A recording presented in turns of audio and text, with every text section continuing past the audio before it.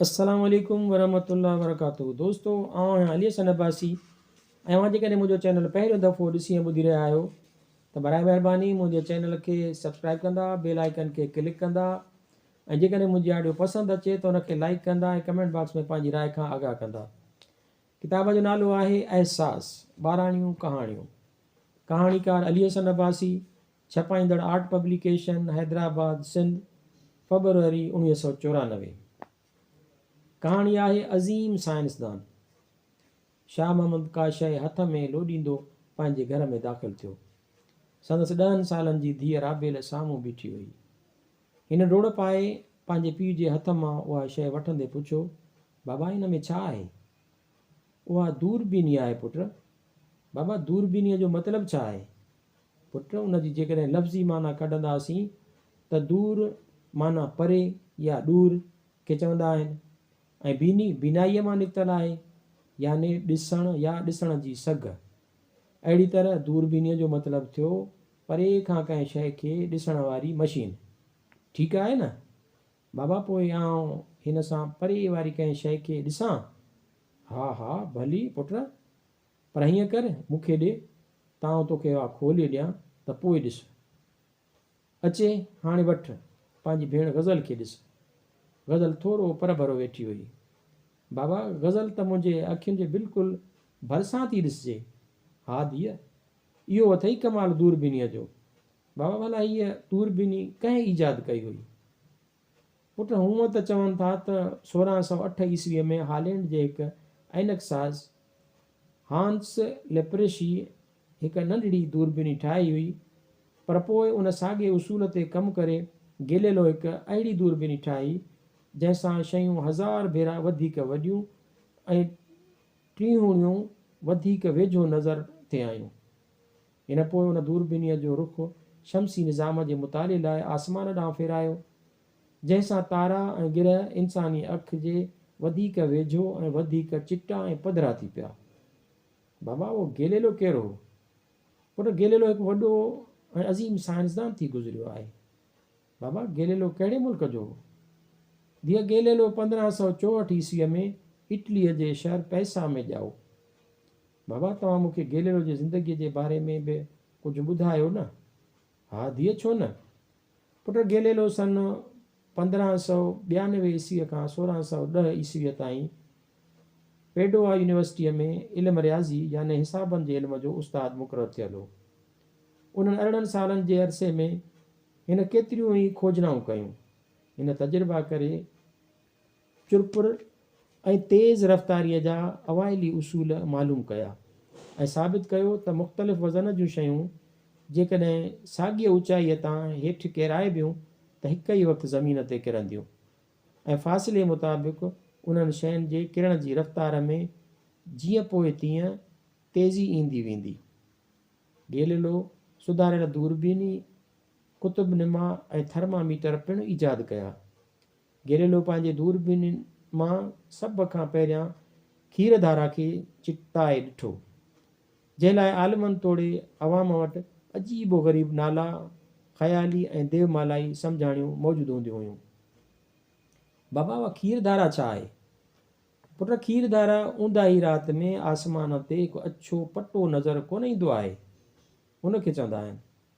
हा बाबा हा, जंहिं लाइ ॾाॾी चवंदी आहे त इहो हज़रत नूह अलैहिस्सलाम जे ॿेड़ीअ जो रस्तो आहे। बिल्कुलु उहो धीअ, उन ई खे ई खीरधारा चइबो आहे। अच्छा बाबा उहो हज़रत नूह अलैहिस्सलाम जे ॿेड़ीअ जो रस्तो न आहे?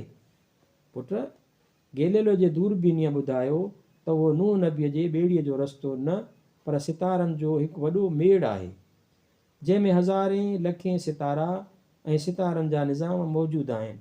उनखां पोइ हिन पंहिंजे उन दूरबीनीअ सां चंड जो मुतालियो कयो ऐं उन जे गारनि खे ॾिठो, मशतरीअ खे ॾिठो ऐं उन जे चइनि चंडनि खे ॻोल्हे लधो। हिन ज़ोहरा खे ॾिठो ऐं ॿुधायो त ज़मीन वांगुरु उहो बि सिज जे चौधारी फिरे थो। बाबा उहे मशतरी ऐं ज़ोहरा वरी छा आहिनि? पुट जहिड़ी तरह सिज, चंड ऐं ज़मीन गिरह या कुदरती सयारा आहिनि न, तीअं मशतरी, ज़ोहरा ऐं ॿिया बि केतिरा ई कुदरती सयारा आहिनि।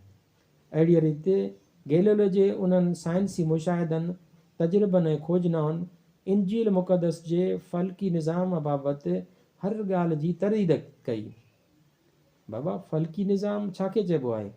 पुट आसमान खे फ़लक बि चइबो आहे ऐं उन में थींदड़ हर तब्दीली याने सिज चंड ऐं तारनि जो ज़ाहिर थियणु ऐं वरी गुम थी वञणु, उहो सभु कुझु फ़ल्की निज़ाम आहे। बाबा इंजील त ईसाइनि जो आसमानी किताबु आहे न। हा धीअ, जीअं मुस्लमाननि जो क़ुर शरीफ़ आसमानी किताबु आहे, तीअं इंजील वरी ईसाइनि जो आसमानी किताबु आहे। हा बाबा, पोइ अॻिते ॿुधायो गेलोलो जे बारे में। पुट हुन जे फ़ल्की निज़ाम जी तरदीद जे करे मसीह दीन जे दावेदारनि इक़्तिदार जी लठ हथ में खणी हुन जे ख़िलाफ़ु बदतमीज़ीअ जो हिकु भयानक तूफ़ान उथारे छॾियो।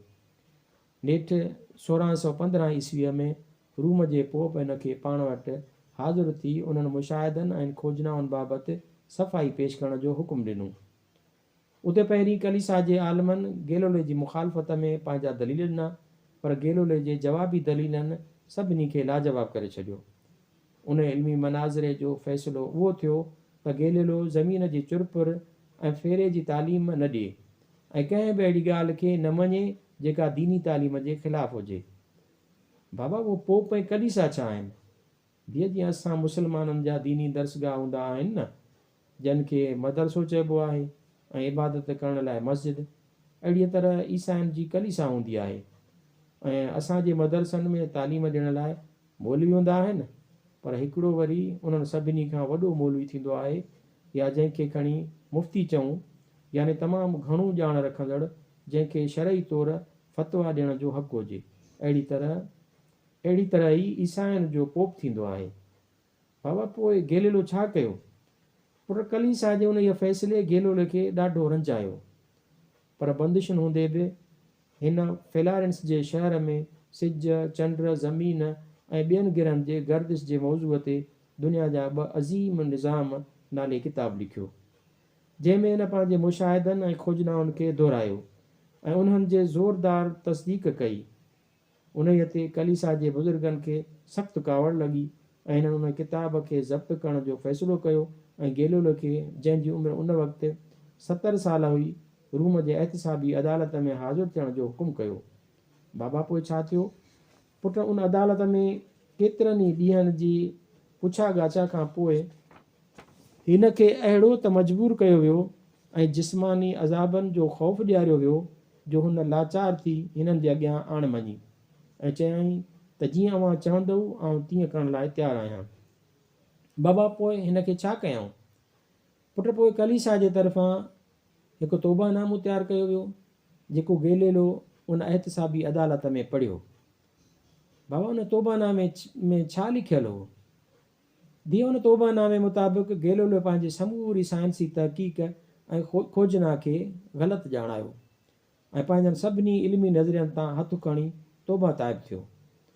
बाबा, पोइ छा अदालत हुन खे छॾे ॾिनो ऐं हिन तहक़ीक़ करणु छॾे ॾिनी? न धीअ, पोइ अदालत गेलोलो खे पंहिंजे घर में नज़रबंदि कयो। बाबा, नज़रबंदि कीअं थींदो आहे? पुट, जंहिं माण्हूअ खे नज़रबंदि कयो वेंदो आहे उहो ॿाहिरि जी कंहिं बि माण्हूअ सां न मिली सघंदो आहे ऐं न घर खां ॿाहिरि वञी सघंदो आहे। बाबा, पोइ गेलोलो घर में बि त तहक़ीक़ ऐं लिखी पढ़ी त सघियो थिए न? न पुट, हुन जे मथां चौकसी रखण लाइ कलीसा जा पादरी चौकीदार करे बीहारिया विया त मथां हू को साइंसी मुशाहिदो या तजुर्बो करे या को इल्मी किताबु लिखे, पर उन ई हूंदे बि माठ मीठ में राति जो लिकी छुपी सिर्फ़ु चांडोकीअ जे रोशनीअ ते हिन पंहिंजो आख़िरी किताबु इल्मी मुबाहिसा लिखी पूरो कयो ऐं उन कोशिश में हिन पंहिंजी अखियुनि जी रोशनी बि विञाए छॾी ऐं नाबीन थी वियो। गेलोलो पंहिंजे घर में 8 साल ईअं क़ैद में रहण खां पोइ 1642 में 78 सालनि जी उमिरि में वफ़ात करे वियो। बाबा, पोइ त गेलोलो वाक़ई हिकु अज़ीम साइंसदान हो। हा पुट, अॻिते हली दुनिया में साबित थियो त गेलोलो सच ते हो ऐं अॼु उन खां बि सघारियूं दूरबीनियूं ईजाद थी चुकियूं आहिनि।